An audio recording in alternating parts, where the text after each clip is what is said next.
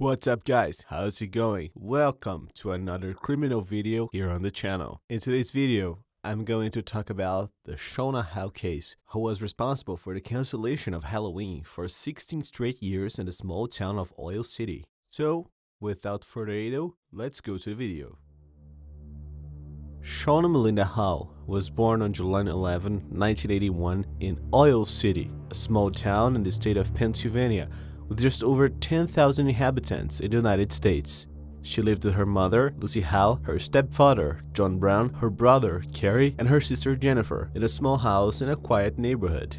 On October 27, 1992, Halloween's Eve, Shauna, like most of the kids in town, was eager to be able to dress up and go out trick-or-treating with her friends. Before leaving her house to go to school, she gives her mother goodbye and left. After school, she went to the Girl Scout club she was a part of, where she attended a party that was being held by them. Around 8 p.m., she left the party. She was with a friend who offered to accompany her to her house, but Shauna said it wasn't necessary because she lived nearby and could go alone. She walked for a few meters until she reached a corner, where she was approached by a man and forced into a vehicle and quickly left the place. She was just 2 blocks from her house. As time passed and Shauna still hadn't returned, her mother started getting very worried. She asked her husband and Shauna's stepfather to call some of the girl's friends to see if they knew where she was, but no one knew about her. He then called the hospital, but they said no little girls had been admitted there that day. It was already 10 p.m. and Shauna's mother was desperate, so she decided to call the police.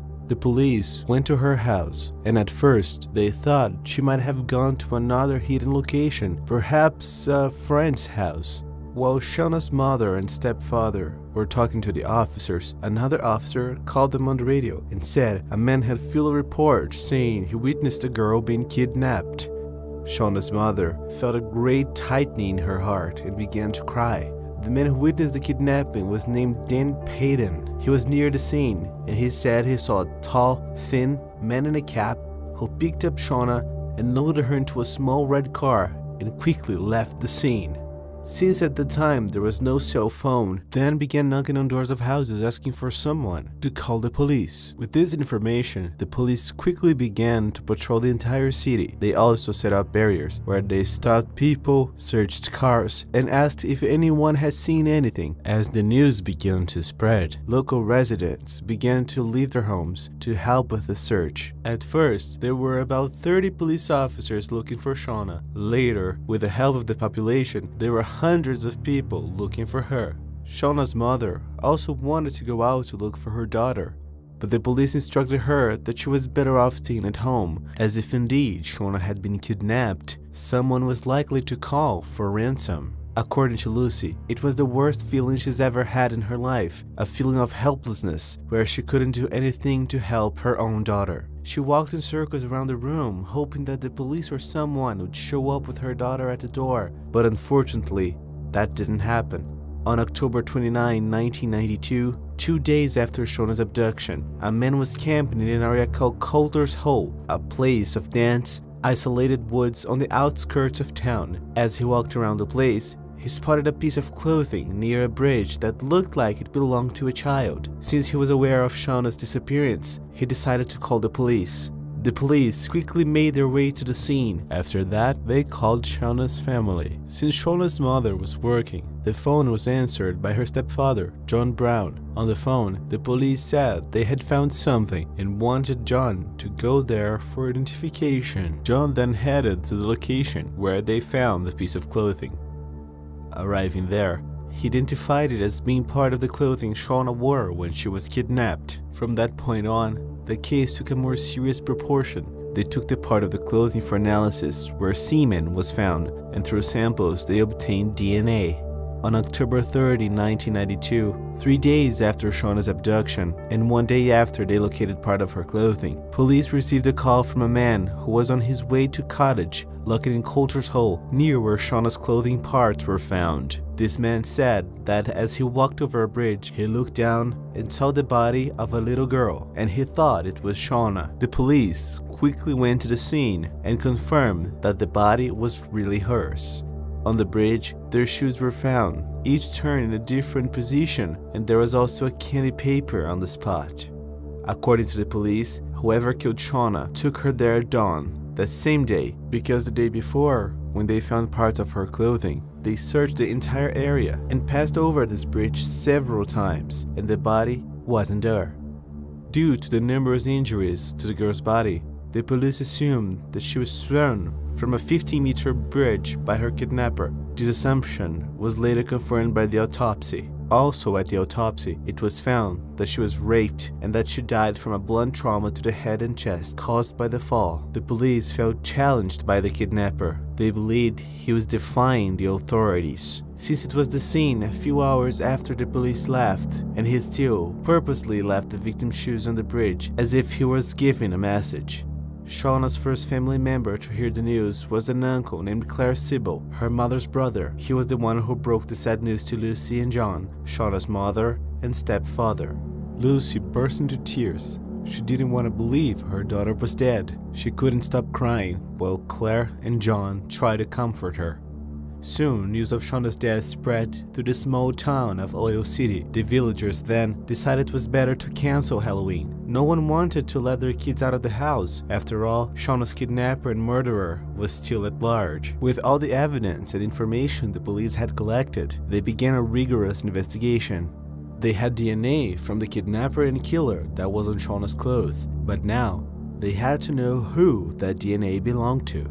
As in some kidnapping cases, the criminal is someone close to the victim. They decided to collect samples from all the men in Shauna's family. They collected samples from Shauna's stepfather, uncles, and brother. The latter, her mother Lucy, didn't like the idea, but the police said it was necessary. The boy then said he would take the test without any problems. Then, the police went to the school, where they collected samples from teachers, older students, and the parents of Shauna's closest friends. In the end, the police had more than 100 samples and were optimistic that they would soon find the culprit of the crime. However, they were unsuccessful. None of the samples collected from Shauna's relatives, teachers, and neighbors matched the samples collected from her clothing.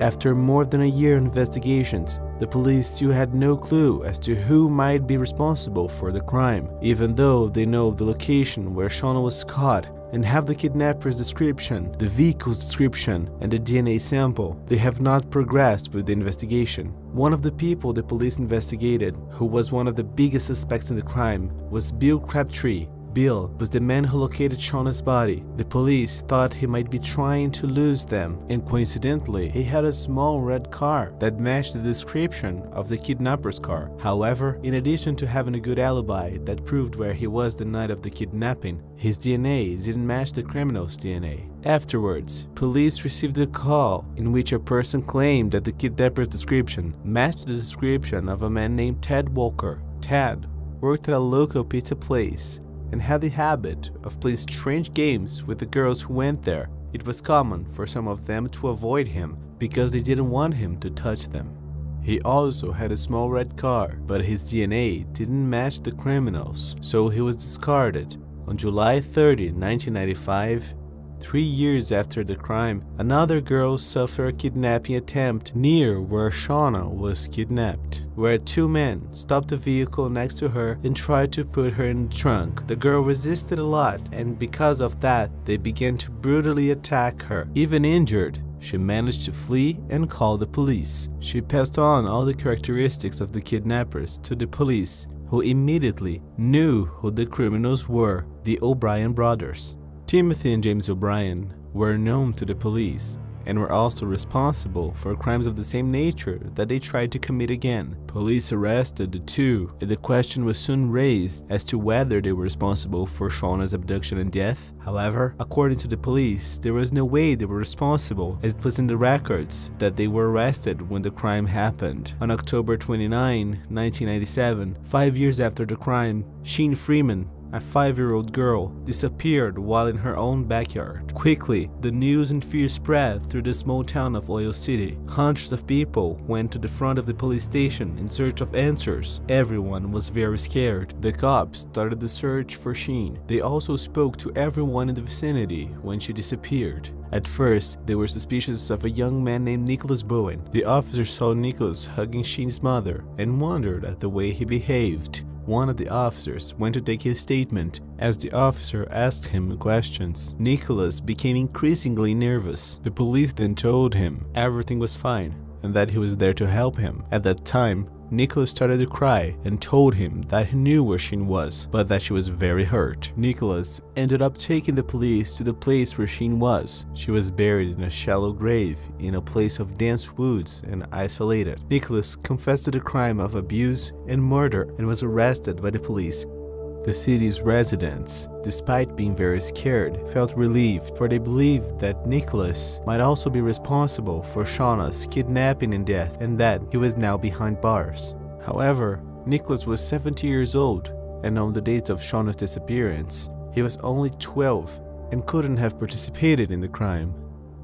Both Shauna's relatives and the townspeople felt very bad, as they had high hopes that finally the culprit in the girl's kidnapping and murder 5 years ago had been caught. But instead, it was another madman who came to take the life of another child. Nicholas Bowen would be sentenced to the death penalty, but in an agreement with the prosecution, the penalty was covered for life imprisonment without the right to parole. The years went by, and no more clues emerged regarding Shauna, and eventually the case was dropped. In January 1998, almost 6 years after the crime, an ex-policeman named Rich Graham came to Lucy Howe's house. Shauna's mother looked her in the eye and said he would solve this case. Rich was already retired, but he decided to investigate on his own several cases that had not been resolved. In total, he had 72 cases that he intended to resolve. In Shauna's case, he found a number of inconsistencies. He said there was a lot there that didn't make sense. He took everything he had to a renowned coroner named Albert Villinger, who analyzed the photos, autopsy, and the police report.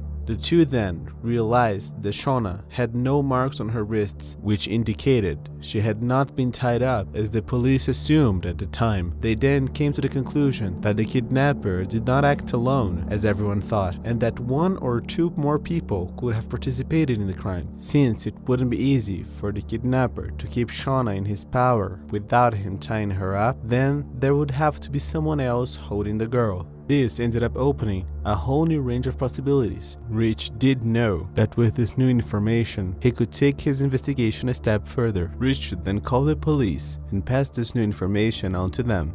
The officers contacted all the police and fire departments that were in the area, and the fire department in a nearby town had a report that caught up their attention. In that report, it was stated that in 1992 they responded to a fire incident where a small red vehicle was being consumed by flames on a highway. The car belonged to Ted Walker, the one who worked in a pizza place and played strange games with the girls in town. His name had already been mentioned several times during investigations in 1992, and despite his description and that of his car matching the descriptions given by the witnesses, it was discarded as his DNA didn't match what was found on the clothes of Shauna. As a suspect in 1992, Ted Walker had already given several statements to the police. Now, with this new information, he was called to testify once again. To the surprise of the police, Ted confessed everything. He said that he and the brothers Timothy and James O'Brien kidnapped Shauna, and that he was the one who grabbed her and put her in the car, but that he had no part in the girl's death. He also said that everything was supposed to be a prank, where in fact they were supposed to kidnap an 8-year-old boy who was the son of a friend of theirs and then leave him in front of their house. All of this with the aim of causing panic in the city's residents, as they knew they would have some witnesses to inform the police, and consequently the news would be mirrored. However, according to Ted, the O'Brien brothers spotted Shauna walking alone that night and told him it would be the best to pick her up for the prank, and that they would later drop the girl off in front of her house. Ted agreed with their change of plan, but said that he later regretted it as he realized that the real intention of the O'Brien brothers was not to play such a prank, but to rape the girl. He also said that he tried to stop them, but was threatened and feared for his life, so he just went home and left the girl in their power. He later learned of what they had done to Shauna, and fearing the police would come to him, he decided to set his own car on fire in an attempt to eliminate possible evidence, such as a hair that might have been on the bench where the girl was held. The police found Ted Walker's testimony and allegations pretty consistent. However, there was a big problem with it all.